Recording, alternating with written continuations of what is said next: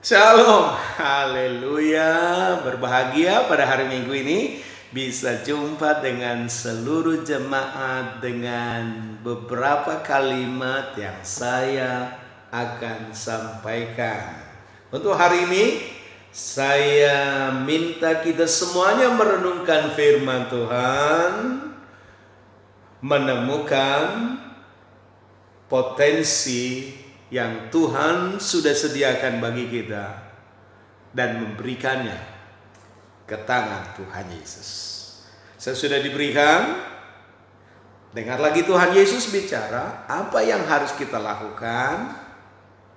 Kita kerjakan apa yang Tuhan Yesus sampaikan, maka itu akan melipat ganda. Tertarik melihat firman Tuhan pada hari ini dari Markus pasalnya yang ke-6 ayatnya yang ke-38. Tetapi Yesus berkata kepada mereka, berapa banyak roti yang ada padamu? Cobalah periksa. Ya, cobalah periksa. Hari ini di tengah situasi yang sangat tidak menentu, COVID-19 belum berakhir juga. Ya, saya mau katakan pada seluruh jemaat, engkau sedang disuruh oleh Tuhan, cobalah periksa. Apa yang perlu kita periksa? Yang perlu kita periksa, masihkah ada potensi dalam hidup kita? Masih ada potensi? Masih ada kemampuan. Ya, kalau kita sungguh-sungguh memeriksa, memang kemampuan itu Tuhan sudah berikan kepada diri kita masing-masing. Hanya saja Tuhan berkata, periksa. Periksa. Seperti apa yang Tuhan Yesus lakukan pada waktu Tuhan Yesus selesai mengajar 5.000 orang lebih. Karena dikisahkan dalam Alkitab, mereka itu hanya laki-laki 5.000. Belum dihitung wanita, belum dihitung anak-anak. Tapi pada waktu mereka sudah mendengarkan firman, dan firman itu mereka dengar sampai sudah hampir malam, Yesus bilang begini, kamu harus memberi mereka makan. Nah, ini tantangan. Dan mereka tentu bereaksi, bagaimana kita bisa memberi makan orang sebanyak ini? Di mana kita bisa beli roti? Kalaupun ada uang, dari mana kita bisa membeli roti? Nah, Yesus selalu menyampaikan sesuatu yang penting kita lakukan. Kerjakan, periksa. Dan benar, sesudah mereka periksa, ada 5 roti dan 2 ikan milik seorang anak kecil. Dan ketika ditunjukkan itu dibawa kepada Yesus, ada di tangan Yesus. Dan sesudah Yesus mengucap berkat, lalu potensi itu disuruh bagikan kepada sebanyak orang. Dan terjadilah 5.000 orang makan kenyang, hanya laki-laki dihitung. Dan sisa 12 bakul. Karena itu,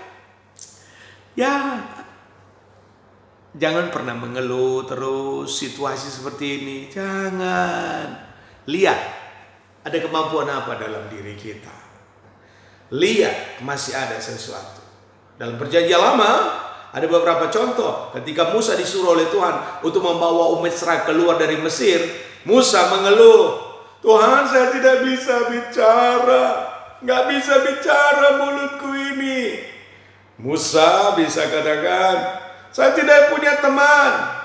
Tapi kemudian Tuhan suruh dia untuk memeriksa. Ada apa di tanganmu? Ada tongkat. Ada tongkat. Apalagi? Ada Harun. Kakaknya, abangnya. Dan itu potensi. Ada saudaranya yang lain, tentu. Itu semua potensi.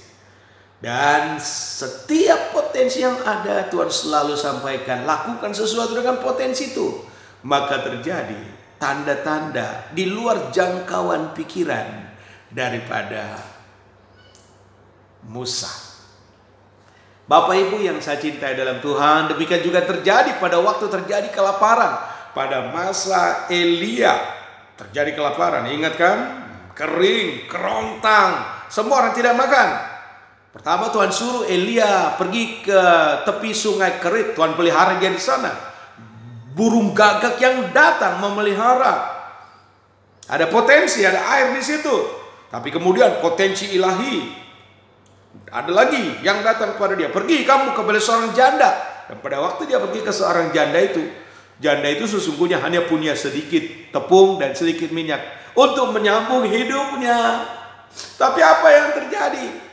Dia berkata ya kepada firman yang disampaikan oleh Tuhan lewat Nabi Elia. Dia sediakan semuanya apa yang perlu bagi Elia untuk makan dan minum. Dan ketika dia berkata ya kepada firman Tuhan, maka yang terjadi adalah hidupnya pun tersambung.